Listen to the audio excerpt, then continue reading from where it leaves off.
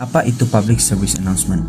Public Service Announcement adalah sebuah message yang disampaikan melalui berbagai platform media seperti social media, television dan juga sebagainya, yang akan memberi message kepada publik ataupun masyarakat tentang bahayanya jika rasuah itu terus berlaku.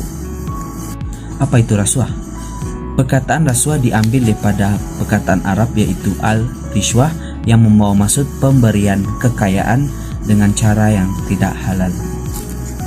Perkataan rasuah juga diperkatakan oleh tokoh seperti seorang tokoh ulama Islam yang bernama Syekh Abdul Aziz yang mengatakan rasuah adalah pemberian harta kepada seseorang sebagai pampasan atau upah untuk melaksanakan segala kewajiban dan tanggung jawab. Seterusnya saya serahkan kepada pembentang seterusnya. Nama saya Kablian Ganesh. Kad nombor menteri saya adalah 86547.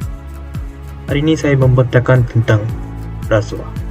Apa itu rasuah? Rasuah itu adalah pemberian atau penerimaan suapan sebagai upah atau dorongan untuk seseorang individu kerana melakukan atau tidak melakukan sesuatu perbuatan berkaitan dengan tugas rasmi. Suapan terdiri daripada hadiah, wang, undi, perkhidmatan, jawatan dan sebagainya. Rasuah dapat terjadi dalam sebagai konteks termasuk di sektor pemerintahan, bisnes dan kehidupan seharian. Ia juga mengandungi dua jenis rasuah, iaitu rasuah aktif dengan rasuah pasif. Rasuah aktif adalah terjadi ketika seseorang memberikan suapan atau hadiah kepada pihak individu atau pejabat publik yang memiliki kekuasaan untuk mendapat perlakuan yang menguntung atau tidak mempengaruhi keputusan mereka. Rasuah pasif. Rasuah pasif adalah terjadi kepada pejabat publik atau individu yang memiliki kekuasaan menerima suapan atau hadiah untuk memberikan perlakuan yang menguntung atau mempengaruhi keputusan mereka. Akhir katanya, rasuah merugikan masyarakat dan negara secara luas. Hal ini mendapat membendung pembangunan negara, mengurangi akses terhadap layanan publik, merosak sistem keadilan dan mencipta perihal sosial dan ekonomi.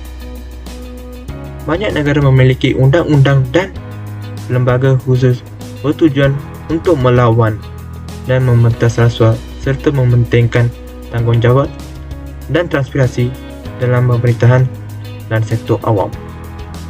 Penting untuk mengendali dan melawan rasuah agar kita memberikan pembangunan masyarakat yang beradil dan berinteraksi. Seterusnya, saya akan menerangkan tentang jenis-jenis rasuah. Nama saya ialah Hasun Kau, anak perempuan Jasper Singh dan nombor matrik saya ialah 83986. Terdapat 3 jenis rasuah yang utama iaitu dalam bentuk hadiah, wang dan jawatan. Yang pertama iaitu hadiah. Hadiah yang diberikan selalunya merupakan hadiah yang mewah sebagai tanda terima kasih atas menyelesaikan sesuatu kerja atau perkara yang melibatkan rasuah. Kedua merupakan wang. Wang yang diberikan sebagai rasuah boleh juga dikatakan sebagai duit kopi, tetapi dalam jumlah yang amat besar. Yang ketiga atau yang terakhir ialah jawatan. Seseorang dapat kenaikan pangkat dengan senang dan cepat dalam sesebuah organisasi kerana berlakunya aktiviti rasuah di sana. Itu sahaja penerangan tentang jenis-jenis rasuah. Terima kasih. Selamat sejahtera, nama saya Gowi Singh dan objektif 1 ialah untuk meningkatkan kesedaran orang ramai tentang rasuah dan kesan buruknya kepada masyarakat. Ini kerana ia boleh memberikan kesan visual yang kuat kepada penonton kita dan juga boleh menjadikan isu kompleks seperti rasuah lebih mudah diakseskan dan lebih menarik. Melalui video ini, ia boleh membangkitkan emosi dan menarik perhatian dengan berkesan. Ini membantu untuk menyampaikan keseriusan dan akibat sebenar rasuah dan boleh menjadikan mesej itu lebih diingati. Sejenisnya, bagi objektif 1 adalah sebagai alat pendidikan. Radio boleh berfungsi sebagai alat pendidikan kepada semua pihak, terutamanya untuk rakyat yang lebih muda yang mungkin tidak mempunyai pemahaman yang mendalam tentang rasuah. Saya Bastian, jadi saya akan menerangkan tentang objektif kedua kami, iaitu membantah segala bentuk rasuah, penyalahgunaan kuasa dan penyelewengan secara berterusan. Membantah segala bentuk rasuah, penyalahgunaan kuasa dan penyelewengan secara berterusan adalah penting untuk memastikan keadilan, integriti dan kepercayaan dalam sistem kerajaan dan masyarakat. Berikut adalah langkah yang dapat diambil bagi memastikan objektif ini dapat dicapai. Yang pertama adalah melalui penguatkuasaan undang-undang. Pentadbiran yang tegas dan kukuh dalam menguatkuasakan undang-undang anti rasuah dan anti penyelewengan adalah sangat penting. Sistem keadilan pula perlulah lebih efisien, bebas daripada campur tangan dan memberi hukuman yang setimpal kepada mereka yang melakukan jenayah tersebut. Yang kedua ialah melalui pendidikan dan kesedaran. Pendidikan dan kesedaran terhadap kesan negatif rasuah, penyalahgunaan kuasa dan penyelewengan perlulah dipertingkatkan.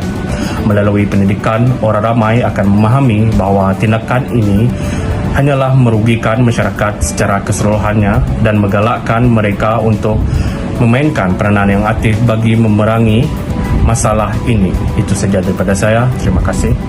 Assalamualaikum dan salam sejahtera. Nama saya Muhammad Syukri bin Jaludin. Nombor metrik saya 86651. Hari ini saya akan membentangkan tentang objektif kedua bagi iklan video PSA kami. Objektif yang kedua adalah membantah segala bentuk rasuah, penyalahgunaan kuasa dan penggunaan secara berterusan. Dengan penghasilan video ini, diharap kami dapat memberi kesedaran kepada masyarakat, kepada semua pihak akan bahayanya dan begitu negatifnya rasuah. Dengan cara ini, rasuah dapat dibantas dan apa-apa bentuk rasuah sekalipun dapat dikurangkan dan mengatasi segala penyalahgunaan kuasa yang dimiliki oleh golongan-golongan yang tertentu. Di samping itu, dapat juga mengatasi penyelewengan secara berterusan agar negara kita akan lebih maju di masa akan datang. Terima kasih. Seterusnya, saya akan menyelesaikan kepentingan integriti. Yang pertama adalah keputusan yang bermoral. Integriti membantu individu dalam membuat keputusan yang bermoral dan etis. Ketika seseorang memiliki integriti yang kuat, mereka cenderung mempertimbangkan nilai-nilai moral yang prinsip-prinsip yang benar dalam proses pengambilan keputusan. Integriti membantu menjaga konsistensi antara kata dan tindakan sehingga memastikan bahawa keputusan yang diambil sesuai dengan nilai-nilai yang dipegang teguh. Kedua adalah hubungan peribadi yang sehat. Integriti memainkan peranan penting dalam membentuk hubungan peribadi yang sehat. Ketika individu menunjukkan integriti dan hubungan interpersonal seperti kejujuran, kepercayaan dan kesetiaan, hubungan tersebut cenderung kuat dan saling mendukung. Integriti memungkinkan terbentuknya ikatan yang kokoh, menghindari konflik yang tidak perlu dan menciptakan rasa saling pengertian dan dukungan. Nama saya Fiting Visual. Saya akan membentangkan kepentingan integriti yang seterusnya. Integriti bermaksud kejujuran, ketulusan, kesempurnaan, dan keutuhan. Kepentingan integriti termasuklah meningkatkan kesejahteraan masyarakat. Ketika organisasi memegang teguh nilai-nilai moral dan etika, ia akan melakukan apa yang terbaik untuk masyarakat ini. Ini akan membantu meningkatkan kualiti kehidupan dan kesejahteraan masyarakat. tindakan oleh individu-individu yang berintegriti tanpa membangun modal insan negara ini. Kepentingan yang keempat termasuklah mengurangkan kejahatan rasuah, penyelewengan, dan penyalahgunaan kuasa secara berkesan.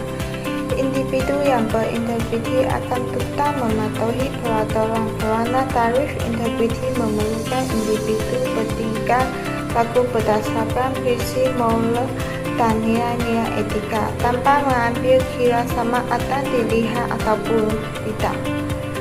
Justru, untuk menjadi manusia yang berintegriti memerlukan seseorang individu menjadi manusia yang bermoral dan beretika dalam semua aspek kehidupan pada setiap masa. Mereka akan menjauhi rasuah. Kejahatan rasuah dapat dikurangkan. Assalamualaikum dan hai, saya Nuna Jasyaimah binti Razali dan saya akan meneruskan pembincangan ini. Kesimpulannya, rasuah perlu diperangi dengan tegas dan berkesan oleh semua pihak, termasuk pemerintah, masyarakat dan institusi berkuasa. Usaha-usaha pencegahan dan penindakan rasuah yang elektif harus dilaksanakan melalui undang-undang yang ketat, penguatkuasaan yang adil dan telus, dan peningkatan kesedaran dan pendidikan tentang akibat negatif rasuah. Melalui usaha kolektif, dapatlah kita membina masyarakat yang bebas dari rasuah, yang bertumpu kepada prinsip kejujuran, integriti dan keadilan. Maka selesailah pembentangan kumpulan kami. Sekian, terima kasih.